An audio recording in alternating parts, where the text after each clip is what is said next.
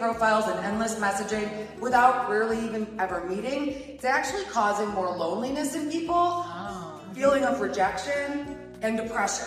People also use dating apps as a way to, just boredom.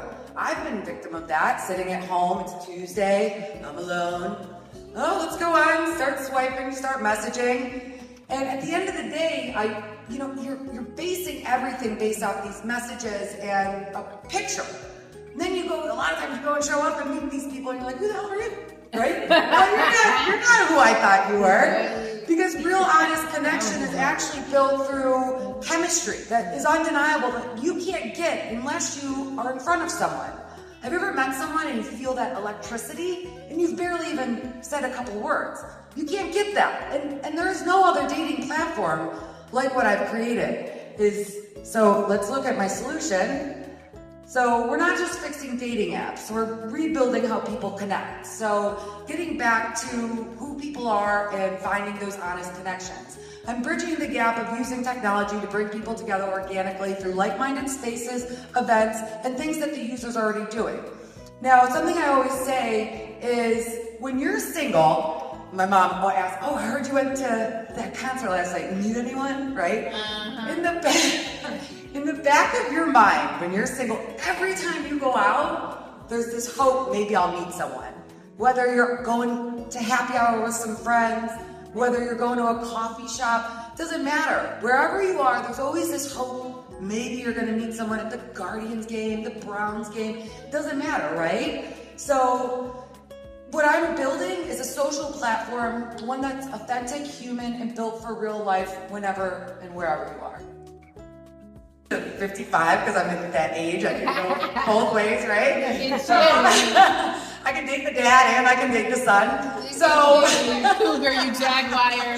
So, but real life events that the user's going to. So you can still put in your filters. I'm looking for straight men, between those ages, and I'm also not using a lot of filters, right? I don't want people to know how tall people are. I don't want people to know how educated you are. Because at the end of the day, that all goes out the window when you meet the right person, right? I've dated a guy 5'7", I'm 5'6". I never thought I'd want to date someone 5'7". On a paper, no.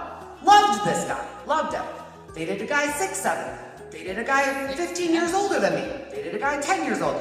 It doesn't matter, right? It's all based off the chemistry and the connection, and you only get that in real life. So with the real life event matching system, what this does is just facilitate you actually meeting someone while you're at an event. But there's two sides of the coin of the event matching is you can also utilize this as a built-in date. So maybe I'm interested, now these are older events, but maybe I was interested in going to Bright Winter, right, in Cleveland, which is an outdoor art festival, a music festival in Cleveland.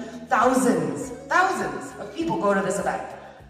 Maybe I can't find anyone to go to. So the user says they're interested in going. We also don't want stalkers, right?